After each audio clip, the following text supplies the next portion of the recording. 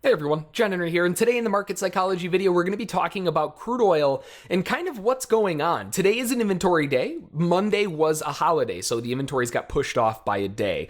So we had inventories come out at Thursday at 11 o'clock, so a little bit later in the day as well. So that means that we do have a little bit of extra time in the morning to get some moves going, but we have to be careful just around that news. It's always dangerous to trade into big news announcements that can cause the market to go, well, as you can see here, a little bit crazy.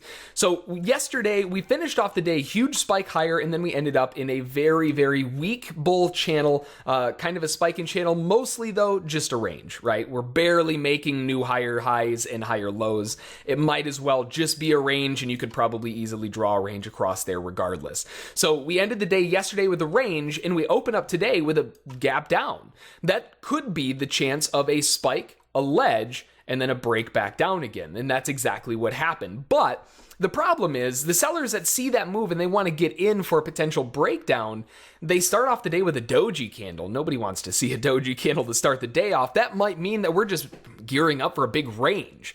So we have to wait a little bit, right? It's not good enough to take a trade off a doji because it's not a good signal. Then we get a huge bear candle closing right down near its lows, only about 2 or 3 ticks away from the low. Absolutely no wick on the top, meaning they sold it as soon as that candle opened. And that shows what the sellers were waiting for. They're waiting for that breakout move to get it going. And that is a beautiful reason for a short right back to the downside. But this is where we run into a little bit of trouble because we follow this move up with an even bigger drop lower, which is a good sign for the sellers. But then the sellers completely disappear. Where did the sellers go, right? This is beginning to look now like we're getting a little bit tired. We're exhausting the sellers. They're running out of steam. They don't have any more bullets because they spent them all here and here. They're going to have to reload. And that is a good reason to be a short-term counter-trend scalper in the opposite direction, just to let these sellers reload the guns and drop it back down again.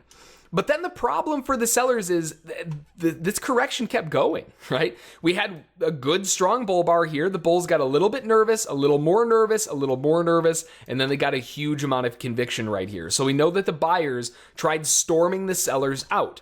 The sellers tried taking back over, but look at this two pair in combination or against this two pair, right? Quite a bit different. Very strong bull candle, very weak bear candle, and that's not what the sellers want to see. They did follow it up with a strong bear candle, but then no follow through again. What happened to the bears? Where did they go?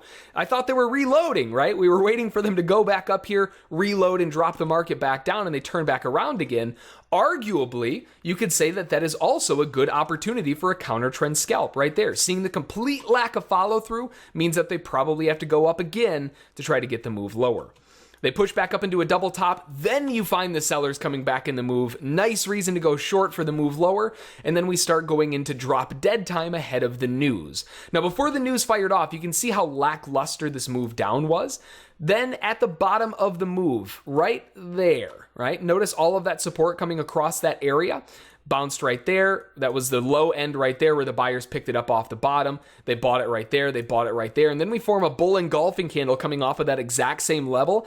It's aggressive, which is what this blue dot is, because of the news. News is coming out in 10 minutes from the close of this candle, so it's not really something that you want to be playing around with, but I could definitely see why somebody would want to buy that on a huge level of support and lackluster bear follow-through for a gargantuan move higher on the news. But again, pretty aggressive trading into the news. So just a beautiful movement day on crude oil. Even with inventories being today, we had a lot of really good movement. On faster time frames, we had a lot of back and forth and just a whole bunch of room to get some really nice moves going in. And when you combine these moves with market psychology and technical analysis, you get a really good 1-2 punch and you can catch some of these beautiful moves. So that's going to do it for the market psychology video. Hopefully you learned something. Hopefully you found it interesting, and we'll see you next time.